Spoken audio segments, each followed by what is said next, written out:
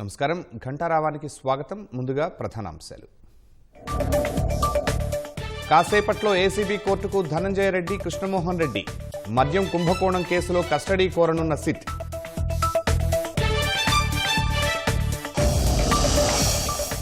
శ్రీకాకుళం జిల్లా దీనబంధుపురం క్వారీలో పేలుడు, 3 మృతి, బాధిత కుటుంబాల ఆందోళన.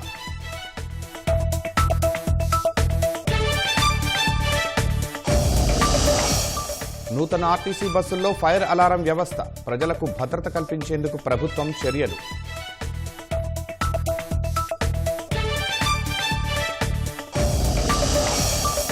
వంశధార కాల్వల నీరందక సిక్కోలు రైతుల గగ్గోలు, మరమ్మతుల పనులు చేపట్టాలంటూ ప్రభుత్వానికి వేడుకోలు.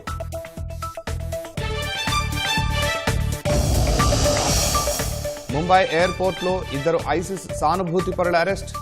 అబ్దుల్లా ఫయాజ్, తలాక్ ఖాన్ను అదుపులోకి తీసుకున్న ఎన్ఐఏ.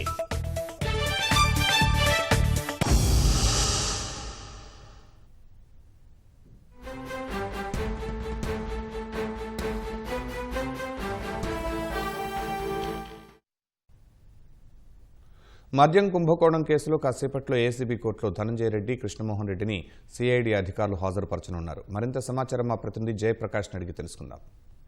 జయప్రకాష్, ధనంజయ రెడ్డి, కృష్ణమోహన్ రెడ్డిని సిఐడి అధికారులు కోర్టులో ఎప్పుడు హాజరుపరుస్తారు?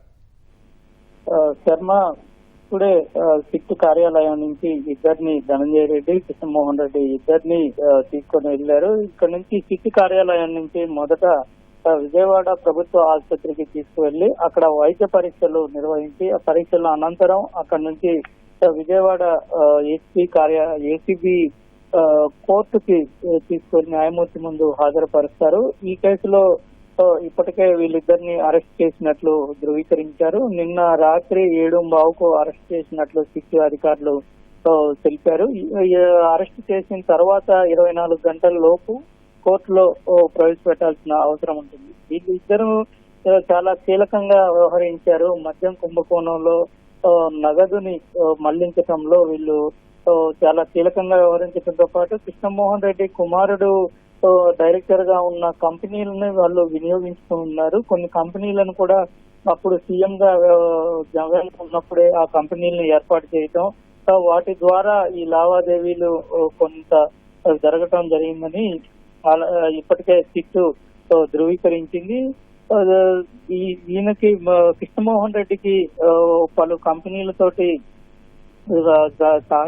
సన్నిహిత సంబంధాలు ఉండటం, వైకాపా హయాంలోనే షిరిడి సాయి ఎలక్ట్రిక్ సంబంధించి 1,000 కోట్ల విలువైన విద్యుత్ కాంట్రాక్టులు ఉన్నాయి. ఈ సంస్థతోటి కృష్ణమోహన్ రెడ్డికి దగ్గర సంబంధాలు ఉన్నాయి. వాళ్ళకి ఇవ్వటానికి కూడా ఈయన సహకారం ఉందని సమాచారం. అయితే ఇది ఒక్కటే కాకుండా ఇంకా ఇటువంటి కార్యక్రమాలు అంటే అక్కడ కావాల్సినటువంటి ప్రభుత్వానికి కావాల్సినటువంటి పనులు, అదేవిధంగా కొన్ని పథకాలు ప్రారంభించేటప్పుడు ప్రణాళిక సిద్ధం చేసేటప్పుడు ధనంజయ రెడ్డి, కృష్ణమోహన్ రెడ్డి ఇద్దరు వాళ్ళు దాని మీద పరిశీలించటం, దానికి జగన్ కి చెప్పటం, ఇటువంటి అంతా ఉండేవి. పర్యవేక్షణ కూడా చేసేవాళ్ళు.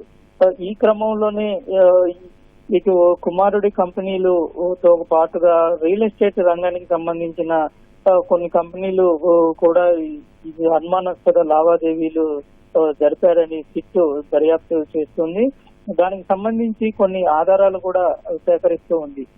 అనంతరం ధనంజయ రెడ్డి కూడా దీనికి సంబంధించి కొంత ఈ బంగారము వీటిల్లో కొన్ని వస్తువుల రూపంలో పెట్టుబడులు పెట్టారని, ఇందులో వచ్చిన నగదుని అటువైపు మళ్లించి దానికి క్రయ విక్రయాలు చేసి ఆ మొత్తాన్ని అంతిమ లబ్ధిదారుడికి చేశారని సిట్ ప్రాథమిక దర్యాప్తులో తేలింది.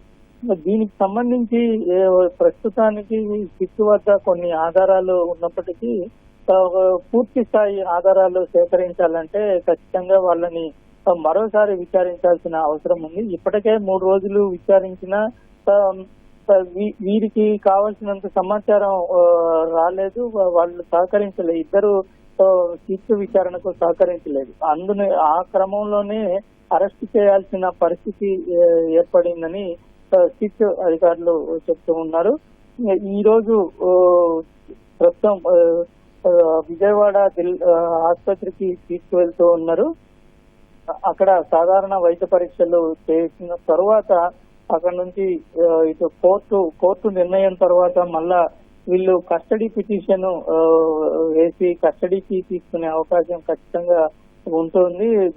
దీని వెనకాల ఈ కుంభకోణం వెనకాల ఉన్నటువంటి బిగ్ బాస్ ఎవరు, ప్రధాన సూత్రధారులు ఎవరు అనేది ఇంకా తేల్చాల్సిన అవసరం ఉంది.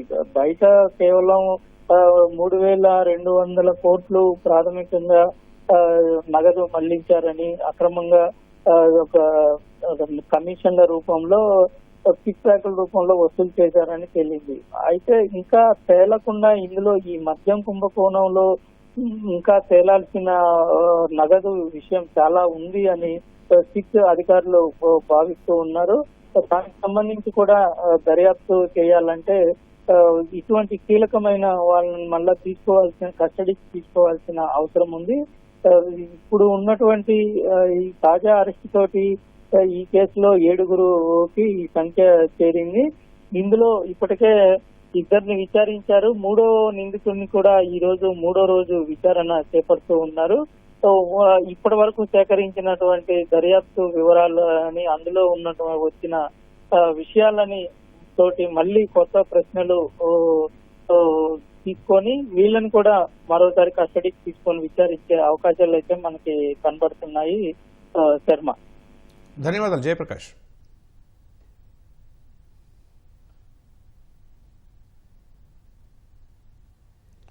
ఆపరేషన్ సింధూర్ విజయవంతం చేసిన త్రివిధ దళాల సైన్యానికి మద్దతుగా రాష్ట్ర వ్యాప్తంగా కూటమి పార్టీల ఆధ్వర్యంలో తిరంగా ర్యాలీలు సాగుతున్నాయి. మంత్రులు, ఎమ్మెల్యేలు, ప్రజాప్రతినిధులు ఈ కార్యక్రమంలో పాల్గొన్నారు. జాతీయ జెండాలతో ప్రజలు పెద్ద ఎత్తున ప్రదర్శనలో పాల్గొన్నారు.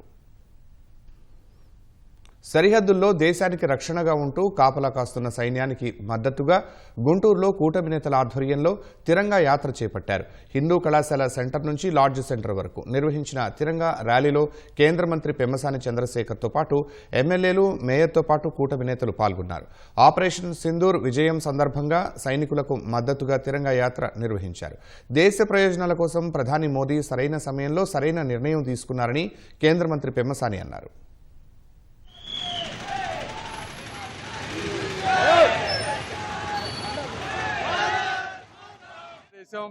ముఖ్యంగా ఎన్డీఏ ప్రభుత్వం చంపిన వారిని, అదేవిధంగా దేశం కోసం చనిపోయిన వారిని గుర్తుపెట్టుకుంటుంది. చంపిన వారిని ప్రపంచంలో ఎక్కడున్నా కూడా వేటాడుతుంది. అదేవిధంగా ప్రాణాలను అర్పించినటువంటి మురళీ నాయక్ లాంటి వ్యక్తులని గుండెల్లో పెట్టి చూసుకుంటుంది. భారత్ సింధూరం అనేది కేవలం సాంప్రదాయం మాత్రమే కాదు, దేశ ఐక్యతకు, జన్మభూమిని, భారతదేశ ప్రజలను, భవిష్యత్తును కూడా కాపాడేటువంటి ఒక బలమైన సంకల్పం అని ఈరోజు అందరూ గుర్తు చేసుకోవాలి.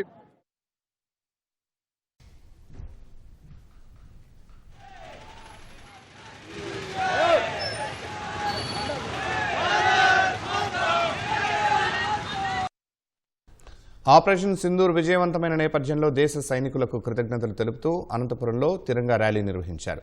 త్రివిధ దళాలకు సంఘీభావంగా జాతీయ జెండాలు చేతపట్టుకుని భారీ ప్రదర్శన నిర్వహించారు. ఈ కార్యక్రమంలో మంత్రులు పయ్యావుల కేశవ్, సత్యకుమార్తో పాటు ఎమ్మెల్యేలు, ప్రజాప్రతినిధులు పాల్గొన్నారు. ఆర్ట్స్ కళాశాల మైదానం నుంచి టవర్ క్లాక్ మీదుగా సప్తగిరి సర్కిల్ వద్ద ఉన్న జాతీయ జెండా స్తంభం వరకు ర్యాలీ కొనసాగింది. ఆపరేషన్ సింధూర్ ద్వారా భారత్ సత్తా ప్రపంచానికి చాటామని మంత్రులు తెలిపారు. పాకిస్తాన్ ప్రేరేపిత ఉగ్రవాదులు కాల్పులు జరిపి 26 మందిని హతమార్చిన సంఘటన మన అందరికీ తెలుసు. మన అందరి మనోభావాలకి, ఆకాంక్షలకి అనుగుణంగా మన సైన్యం, మన సమర్థ నాయకుడు ప్రధాని గారి నాయకత్వంలో దానికి సమాధానం చాలా గట్టిగా చెప్పింది. ఆ దేశంలోని ఉగ్రవాద శిబిరాల మీద దాడులు చేసి కేవలం ఉగ్రవాదుల్ని, ఉగ్రవాద శిబిరాలను మాత్రమే లక్ష్యంగా చేసుకుని మన సైన్యం ధ్వంసం చేసింది. ప్రతి భారతీయుని గర్వంగా తలెత్తుకునేలాగా చేసింది.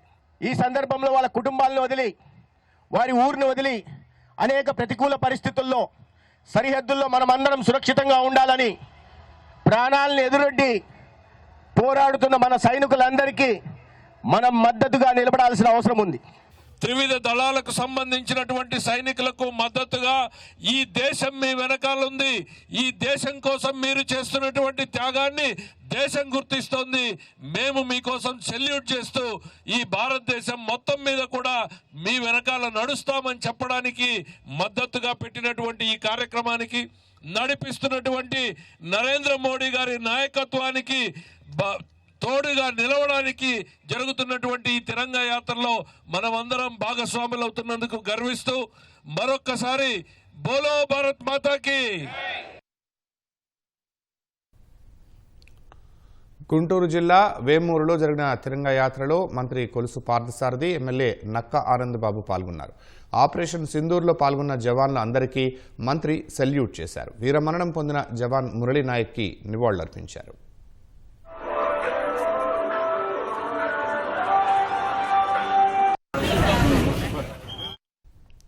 ప్రకాశం జిల్లా దర్శిలోనూ కూటమి పార్టీల ఆధ్వర్యంలో ర్యాలీ నిర్వహించారు.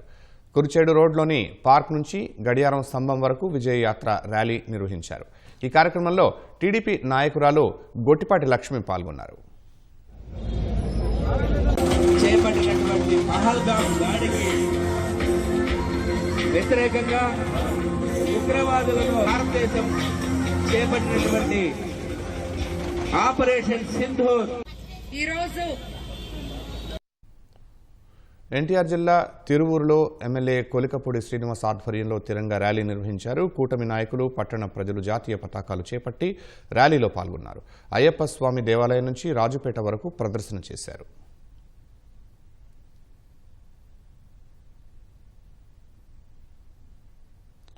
శ్రీకాకుళం సమీపంలో జాతీయ రహదారిపై ఘోర రోడ్డు ప్రమాదం జరిగింది. సింగుపురం వద్ద ట్రావెల్స్ బస్సు లారీని ఢీకొట్టింది. ఆ వెనుక వస్తున్న గ్రానైట్ లారీని ఢీకొంది. ట్రాలీపై ఉన్న గ్రానైట్ బండ జారీ లారీ క్యాబిన్పై పట్టడంతో నుజ్జునుజ్జైంది. డ్రైవర్ క్యాబిన్లోనే ఇరుక్కుని మృతి చెందాడు. బస్సులో 10 మంది ప్రయాణికులకు గాయాలవ్వడంతో వారిని ఆసుపత్రికి తరలించి చికిత్స అందిస్తున్నారు. గాయపడిన వారంతా ఒడిశా వాసులుగా గుర్తించారు. ఈరోజు తెల్లవారుజామున సుమారు 4-4:30 ప్రాంతంలో సింగుపురం జంక్షన్ దగ్గర ఇలా బస్ యాక్సిడెంట్ అనేది జరిగింది. అందులో సుమారు ఒక 10 కేసుల వరకు గవర్నమెంట్ జనరల్ హాస్పిటల్ శ్రీకాకుళంకి రావడం జరిగింది. అందులో ఒక 4 నుంచి ఒక 5 కేసుల వరకు కూడా తలకు గాయాలయ్యాయి. సో అన్నిటికీ కూడా వచ్చిన వెంటనే అందరం హాస్పిటల్ టీం కానీ డాక్టర్స్, నర్సెస్ అందరూ కూడా కేసెస్ని చూసి వెంటనే చికిత్స చేసి సిటీ స్కానింగ్స్ కానీ అన్నీ కూడా చేయడం జరిగింది. అందులో అన్ని కేసెస్కి కూడా ట్రీట్మెంట్ అనేది జరుగుతుంది.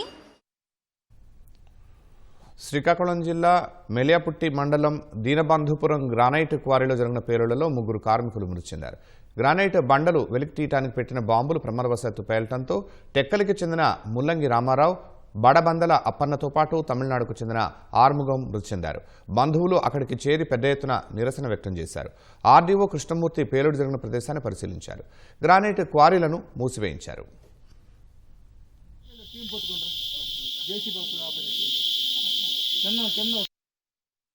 వాళ్ళు రావడమే ఇంకా బాడీ లేకపోతే వాళ్ళు నిన్న ఎక్కడో గొయ్యి తీసేసి ఆ బాడీలు అందులో పడేయడానికి చూసినారు. ఆ బాడీలు ఎక్కడో చూసి వాళ్ళు వచ్చి ఆపినారు. మా ఊరు సర్పంచ్ వాళ్ళు వచ్చి ఆపినారు. ఎక్కడ శవాలకి అక్కడ ఏంటంటే మరి వెయ్యలేదు. ఆ చీకటి మీద తెచ్చేసి ఒక కోలకు దుక్కేడారు, ఒక చెయ్యి ఒక దుక్కు ఇడేస్తున్నారు, ఒక కొన్ను ఒక దుక్కు పడిపోయింది. అయిపోతే ఆ 3 వస్తువులు కూడా అక్కడే ఉన్నాయి. ఇంకా రాత్రి మీద ఎక్కించారు. ఆ శవాలకి ఎక్కించంటే అక్కడ కామాప్ చేసేస్తాం, కిడ్నాప్ చేసేస్తామని తెచ్చినారు. కిడ్నాప్ చేయలేక అయిపో ఒక కాలు ఉంది, ఒక చెయ్యి ఉంది, ఒక కొన్ను ఉంది, ఇంకా అక్కడే నిలబడి ఉంది. ఇది న్యాయమా? మీరు ఏం న్యాయం చేస్తారు? వాళ్ళ పిల్లలు చూస్తే ఆమె కాలు లేవు, అలాంటి బతుకులో ఉన్నారు. మీరు ఏం న్యాయం చేస్తారో చెయ్యండి. మరి సాయంత్రం ఈవినింగ్ బాంబులు పట్టుకొని వెళ్ళేటప్పటికి అది బాంబు బ్లాస్ట్ అయిపోయిందట.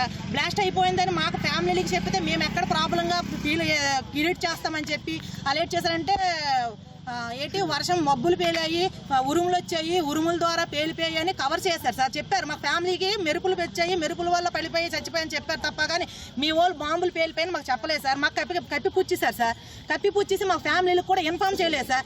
మాకెవరో ఒక తెలిసిన ఫోన్ కాల్ ద్వారా మేము వచ్చి ఇక్కడ మనుషులకు వచ్చినంత వరకు మనుషులు ఎవరు ముట్టుకోమన్నాడు సార్. కోరిలోని మనుషుల్ని మొత్తం అందరికీ మొత్తం ముగ్గురికి తెచ్చేసి ఒక బాడీ ఒక వ్యాన్లో వేసేసారు సార్. మైన్స్ డిపార్ట్మెంట్ కానీ రెవెన్యూ డిపార్ట్మెంట్ కానీ ఏమీ బ్లాస్టింగ్ పర్మిషన్స్ ఇవ్వడం జరగడం లేదు. డెఫినెట్గా కఠినమైన చర్యలు తీసుకుంటాం. పర్మిషన్ లేకుండా ఎవరైతే ఈ మెటీరియల్ బ్లాస్టింగ్ మెటీరియల్ ఎవరైతే అమ్మారో వాళ్ళని కూడా పట్టుకుంటాం. వీళ్ళకి పర్మిషన్ లేకుండా బ్లాస్టింగ్ చేసినట్టు ఉంటే వీళ్ళ మీద కూడా కఠిన చర్యలు తీసుకుని ఇంకా మిగిలిన క్వారీస్లో ఎక్కడ కూడా ఇటువంటి తప్పు జరగకుండా డెఫినెట్గా పటిష్టంగా చర్యలు తీసుకుని ఎన్ష్యూర్ చేస్తాం. అందుకే మీకు చెప్తున్నాం, ఆల్రెడీ ఆడిటింగ్ స్టార్ట్ చేస్తాం. ఈ రోజు నుంచి స్టార్ట్ చేసి మిగిలిన క్వారీస్లో కూడా వెరిఫై చేసి వాళ్ళు ప్రమాణాల ప్రకారం పనిచేస్తున్నారో లేదో చూసి వాళ్ళ పర్మిషన్స్ క్యాన్సిల్ చేయడం కానీ లేదంటే ఏం చేయాలో చర్యలు ఏం తీసుకోవాలనేది దానికి తగ్గట్టు మేము చర్యలు తీసుకుంటాం. అవినీతి ఆరోపణలతో ఇద్దరు కడప ఏఆర్ కానిస్టేబుళ్లను జిల్లా పోలీసు అధికారి అశోక్ కుమార్ సస్పెండ్ చేశారు.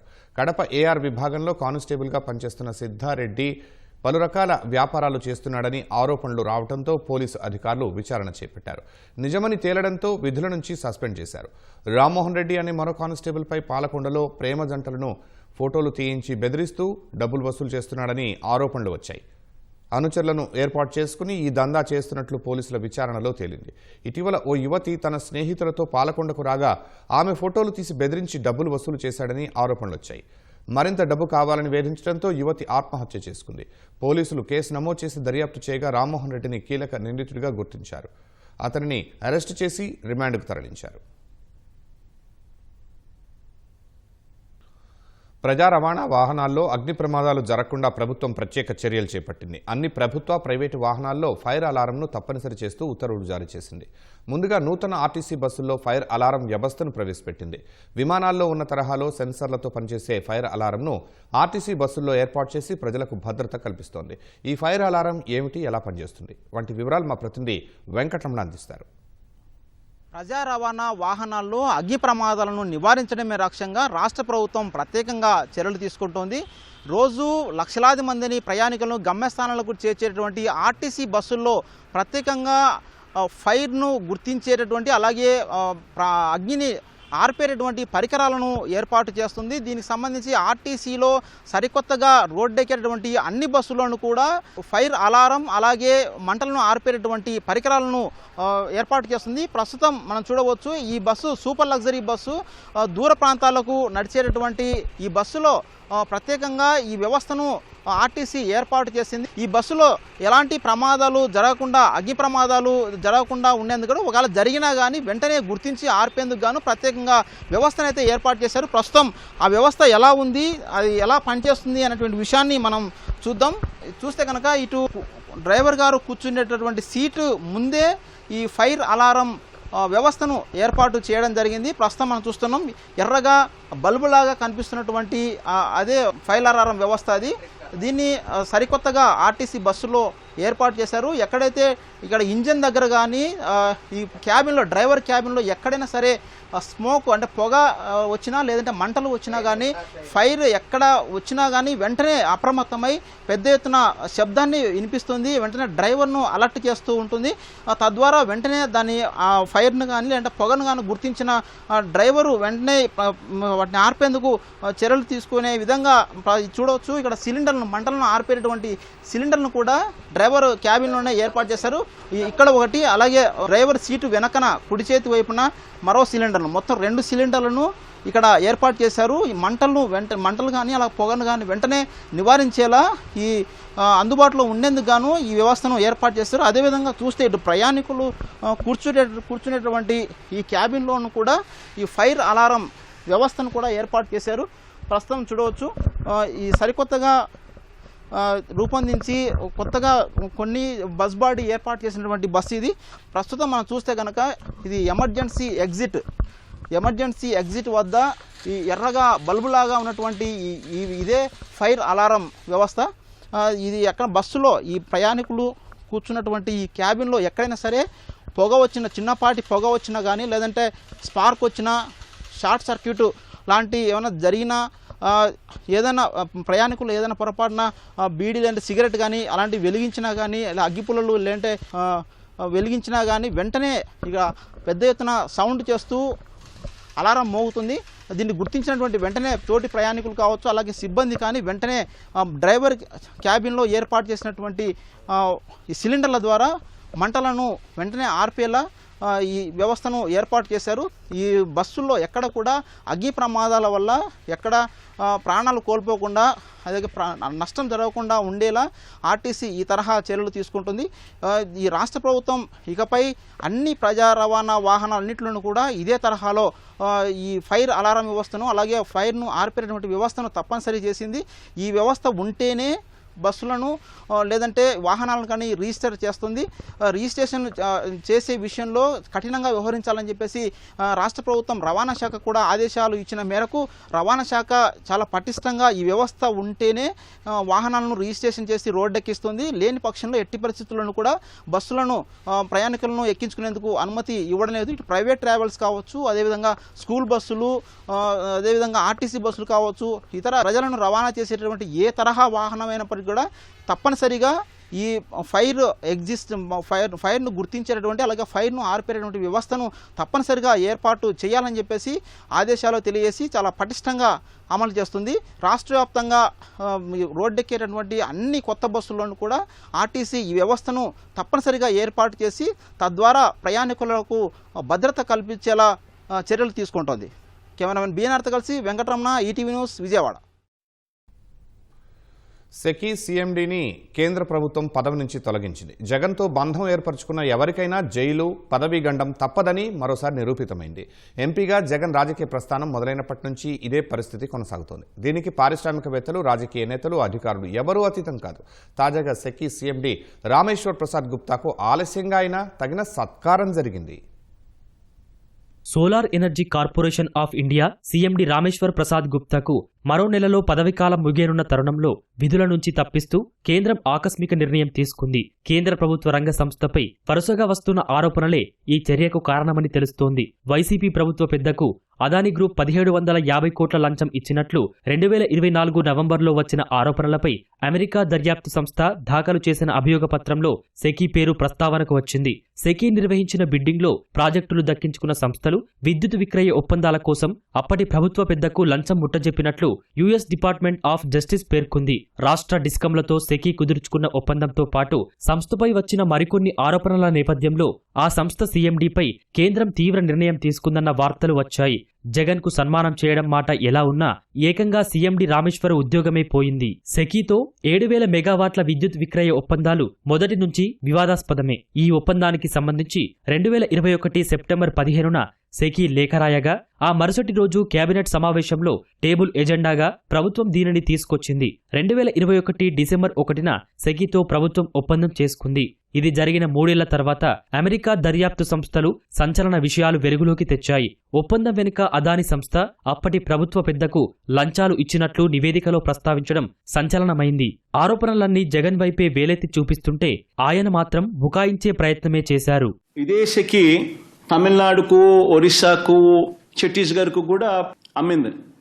ఇదే ఇంటర్స్టేట్ ట్రాన్స్మిషన్ ఛార్జెస్ వాళ్ళకు కూడా ఆటోమేటిక్లీ వర్తిస్తాయి. ఛత్తీస్గఢ్ ₹2.61, ఒడిస్సా జులై ₹2.61, తమిళనాడు ₹2.61. ఆంధ్రప్రదేశ్ ఇంకా వచ్చేసరికి ఇంకా ₹2.49 కంటే 12 పైసలు తగ్గి, మరి నేను తక్కువ రేటుకి నేను తీసుకొస్తే నన్ను అప్రిషియేట్ చేయాల్సింది పోయి, నాకు షాల్వా కప్పాల్సింది పోయి, నన్ను పొగడాల్సింది పోయి, ఏంది మాటలు? షాల్వా కప్పాల్సింది పోయి, పొగడాల్సింది పోయి, ఇంకా అవార్డు ఏదైనా ఉంటే నాకు ఇవ్వాల్సింది పోయి. ధర్మం న్యాయం అనేది ఎక్కడో ఉండాలి కదా అంటున్నా. ఎక్కడ ధర్మం లేదు, న్యాయం లేదు, మంచి చేసిన వాళ్ళ మీద రాలేయడమే. జగన్ చెప్పిందే వాస్తవమే అయితే సెకీ సీఎండీపై కేంద్రం ఎందుకు చర్యలు తీసుకున్నట్లు, దీనిపై మరోసారి విలేకరుల సమావేశాన్ని జగన్ ఏర్పాటు చేసి వివరిస్తారా అన్న మాట వినిపిస్తోంది. ఉగ్రవాదానికి వ్యతిరేకంగా భారతదేశం ఐక్యంగా ఉందని చాటి చెప్పేందుకు కేంద్రం వివిధ దేశాలకు పంపుతున్న భారత ప్రతినిధి బృందానికి కాంగ్రెస్ సీనియర్ నేత శశి థరూర్ నేతృత్వం వహించనున్నారు. 7 సభ్యుల ప్రతినిధుల బృందం కోసం అధికార ఎన్డీఏ నుంచి 4, విపక్షాల నుంచి 3 ఎంపీలను కేంద్రం ఎంపిక చేసింది. DMK MP Kanimozhi, Sharad Pawar NCP నుంచి సుప్రియా సూలే ఇందులో సభ్యులుగా ఉన్నారు. ఉగ్రవాదాన్ని ఎట్టి పరిస్థితుల్లో భారత్ సహించబోదని, ఉగ్రవాదానికి వ్యతిరేకంగా భారతీయులంతా ఐక్యంగా ఉన్నారనే సందేశాన్ని ఇచ్చేందుకే అఖిలపక్ష ప్రతినిధుల బృందాన్ని పంపనున్నట్లు అధికార వర్గాలు తెలిపాయి. ఆపరేషన్ సింధూర్, ఉగ్రవాదుల పట్ల పాకిస్తాన్ వైఖరి, భవిష్యత్తులో దాడులు జరిగితే భారత్ తీసుకునే చర్యలపై ఆ బృందం స్పష్టత ఇవ్వనుంది. భారత్లో రాజకీయ విభేదాలు ఉన్నప్పటికీ ఉగ్రవాద వ్యతిరేక పోరులో అందరూ కలిసే ఉన్నారని ఆ అఖిలపక్ష ప్రతినిధులు చాటి చెబుతారని పార్లమెంటరీ వ్యవహారాల మంత్రి కిరణ్ రిజిజు పోస్ట్ చేశారు. కీలక మిత్ర దేశాలతో పాటు ఐక్యరాజ్యసమితి భద్రతా మండలిలోని సభ్య దేశాలకు అఖిలపక్ష ప్రతినిధుల బృందం వెళుతున్నారు.